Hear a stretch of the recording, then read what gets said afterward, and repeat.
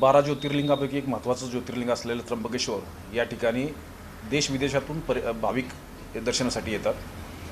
आलेल्या भाविकांना VIP दर्शन हवे असेल तर या बाबतीमध्ये 200 रुपये ही ट्रस्टची फी आहे. या 200 रुपयाच्या फीमध्ये त्यांना VIP दर्शन दिलं जाऊ शकतं. परंतु या 200 रुपयाच्या फीच्या पाठीमागे त्यांना तात्काळ दर्शन व्हावं, VIP दर्शन आणि अधिक लवकर व्हावं यासाठी काही एजंट्स हे सातत्याने काम करत होते आणि त्यांना 3,000 ते 9,000 रुपये, कधीकधी 12-13,000 रुपयेसुद्धा त्यांच्याकडून घेतले जात होते. अशा स्वरूपाच्या तक्रारी हे आमच्याकडे प्राप्त झाल्या होत्या. त्याचप्रमाणे नवनियुक्त जे जिल्हा सत्र न्यायाधीश साहेब आहेत, श्री रोकडे साहेब, तसेच ट्रस्टचे जे अध्यक्ष आहेत घुले मॅडम, यांच्याकडे ह्या प्राप्त झालेल्या होत्या. या संदर्भात कारवाई करण्याचे आदेश हे माननीय सत्र न्यायालय यांच्याकडून मिळाले होते. या बाबतीमध्ये शनिवारी आम्ही स्टिंग ऑपरेशन केलं. भाविकांना कशा पद्धतीने 200 रुपयाच्या तिकिटामध्ये 3,000 रुपये घेतलं जातं या बाबतीमधले संपूर्ण इव्हिडन्स बेस हे ऑपरेशन केलं गेलं. याच्यामध्ये जे सुरुवातीला आरोपी पकडले गेले ते शनिवारी त्यांना अटक केली.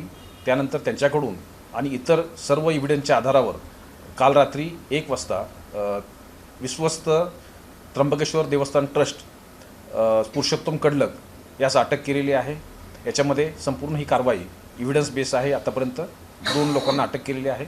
आणखी काही नावं निष्पन्न झालेले आहेत आणि त्या नावाच्या आधारावर त्याचं व्हेरिफिकेशन झाल्यानंतर त्यांना लवकरच अटक केली जाणार आहे. पुरुषोत्तम कडलकला अटक झालेली आहे आणि त्याचा नक्की काय रोल? या संपूर्ण रॅकेटमध्ये वेगवेगळ्या चैन आहेत, वेगवेगळी लोक नियुक्त केलेली आहेत आणि उत्तर दरवाजातून जी एंट्री केली जाते त्या दरवाजातून सोडताना ह्या ट्रस्टचा जो पद आहे त्या पदाचा वापर करून आतमध्ये सोडलं जातं आणि ही एखाद्या दुसऱ्या ग्राहकासाठी किंवा नातेवाईकांसाठी किंवा इतर कुठल्याही प्रोटोकॉलच्या अधिकाऱ्यांसाठी न करता या बाबतीमध्ये हे 200 रुपये ज्यांनी तिकीट घेतलेलं आहे त्या लोकांना अधिकचे पैसे घेऊन सोडण्यासाठी हे काम केलं जात होतं. सर, याच्यामध्ये आणखी कोणी विश्वस्तांचा सहभाग आढळतो? आत्तापर्यंत एकच विश्वस्तांचा सहभाग आढळलेला आहे. आणखी काही त्यामध्ये सहभागी असतील तर समोर जर पुरावे आले तर निश्चितपणे त्या बाबतीत कारवाई केली जाणार आहे. सर, आतापर्यंत किती नेमकं काळाबाजार झालेला आहे आणि आपण जे म्हणलं की 200च्या वरती तिकीट घेऊन आतमध्ये सोडण्यात आलं, असे किती लोकांना सोडण्यात आलेले आहे? प्राथमिक तपासात काय माहिती समोर? याच्यामध्ये दैनंदिन शनिवार रविवारी जे होतं ते त्यामध्ये जास्त मोठ्या प्रमाणात अशा स्वरूपाचे भाविकांना आत सोडलं जायचं. साधारणतः 3 ते 4 तास तुम्हाला लागतील आणि तुम्हाला 10 मिनिटांमध्ये दर्शन करायचं असेल तर तुम्हाला एवढे पैसे द्यावे लागतील अशा स्वरूपाची माहिती आहे. याच्यामध्ये साधारणतः 200-300 लोकांना सोडलं जात होतं. वेगवेगळ्या लिंकच्या माध्यमातून सोडलं जात होतं. या सर्व कॉन्स्पिरसी जे आहे या बाबतीत तपास सध्या सुरू आहे. जे CCTV कॅमेरे आहेत त्या ठिकाणचे जे काम करणारे इतर वेगवेगळ्या कॅपॅसिटीमध्ये काम करणारे लोक आहेत यांच्याकडून ही माहिती घेतली जात आहे आणि याच्या आधारावर साधारणतः दैनंदिन 100 ते 150 लोक हे आतमध्ये सोडले जात होते. हे कोणाकोणाच्या मार्फतीने सोडले जात होते, या संपूर्ण टीममध्ये कोण कोण होतं या बाबतीतली तपास सध्या सुरू आहे. आणि सर, आपण आता बोललात की आम्ही या सगळ्या संदर्भात एक ऑपरेशन राबवले किंवा स्टिंग ऑपरेशन केले. नेमकं ते स्टिंग आणि ऑपरेशन काय होतं, म्हणजे कशा पद्धतीने ऑपरेशन राबवलं? भाविकांना अशा स्वरूपाचं लुबाडलं जातं आहे याच्या बाबतीतली माहिती मिळाल्यानंतर त्याच्या बाबतीतले पुरावे मिळणे खूप आवश्यक असतं. त्यामुळे पुरावे मिळण्यासाठी हे ऑन कॅमेरा हे सगळ्या गोष्टी घडणं अत्यंत आवश्यक असतं. तर त्या दृष्टिकोनातून इव्हिडन्स बेस हे स्टिंग ऑपरेशन होतं आणि त्याच्यामध्ये जी चेन आहे ती चेन एस्टॅब्लिश करणं अत्यंत महत्त्वाचं असतं आणि ह्या संपूर्ण ऑपरेशनमध्ये ही चेन एस्टॅब्लिश करण्यामध्ये यश मिळालेलं आहे. सर, यामध्ये विश्वस्तांचे पण काही नातेवाईक अटक झालेली असं कळत आहे. त्यांच्यासोबत अजून कोण कोण होतं आणि किती लोक होते? विश्वस्ताचे 2 नातेवाईक आहेत आणि एक जो आहे तो त्यांचा एजंट आहे. असे 3 लोक आहेत. त्याच्या व्यतिरिक्तही काही लोक आहेत ज्याची नावं आता निष्पन्न करण्याचं काम सध्या सुरू आहे.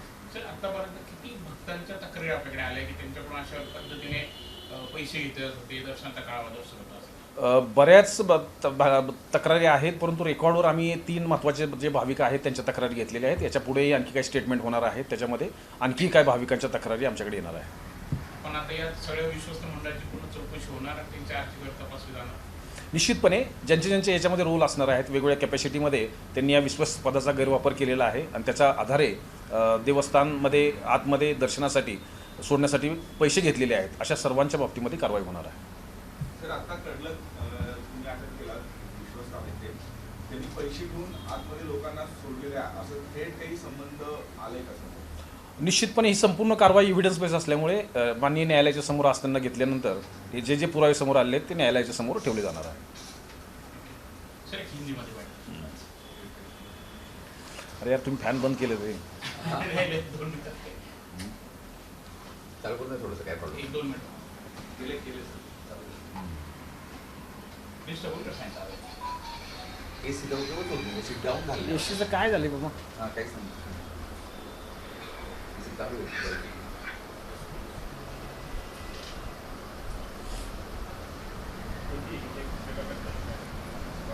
सर हे गँग काही कडलं चालू होईल का सर? हां जे आता जे गँग कडलं तर चालू होईल.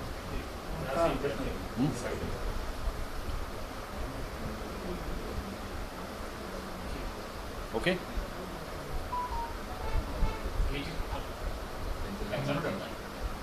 आवाज येतो फॅनचा आवाज थोडा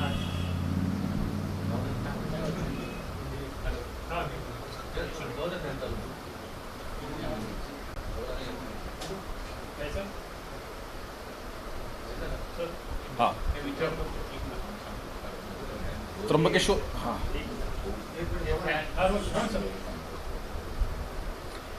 त्र्यंबकेश्वर देवस्थान ट्रस्ट में जो देश विदेश से भाविक आते हैं उनसे वीआईपी दर्शन के नाम पे 200 रुपये लेते हैं, लेकिन उनको बहुत जल्द में 10 मिनट में 15 मिनट में दर्शन करने के बहाने 3000 4000 कभी कभी 10,000 तक पैसा लेके उनको दर्शन करवाते हैं. इस तरह की इन्फॉर्मेशन, इस तरह की कंप्लेंट्स ये अलग अलग जगह पे आई थी.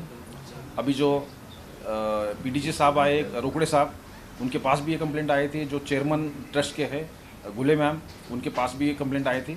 तो ये सब आधार पे अगर सही में ऐसा हो रहा है तो कुछ एविडेंस बेस्ड कार्रवाई करना बहुत ज़रूरी था.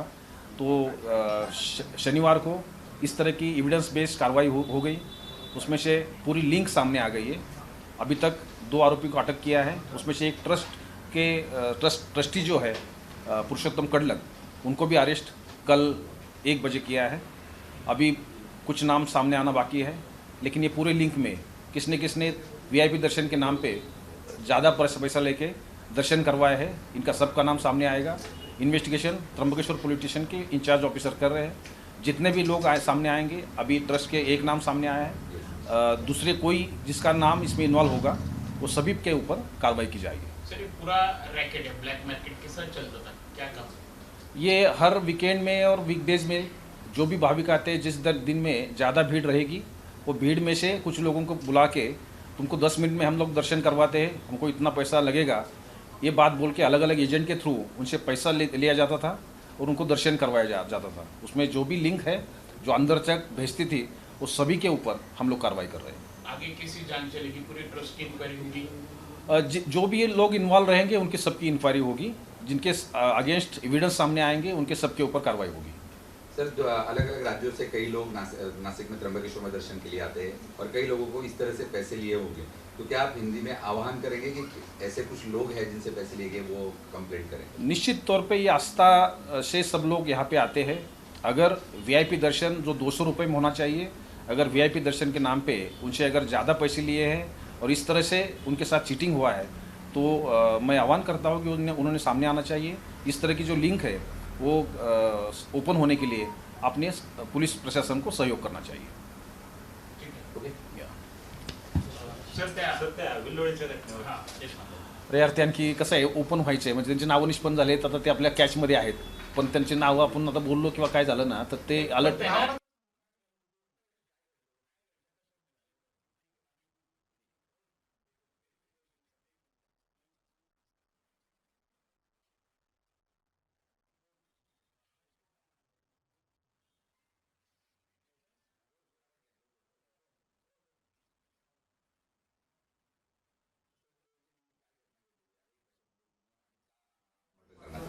वाडीवारीमध्ये येथे काम करणाऱ्या एका कंपनीमध्ये काम करणाऱ्या एका कामगाराला त्याच्याबरोबर काही आर्थिक आणि इतर काही वादाच्या निमित्ताने त्याला एका ठिकाणी बोलवून घेतलं गेलं विल्लोळच्या हद्दीमध्ये.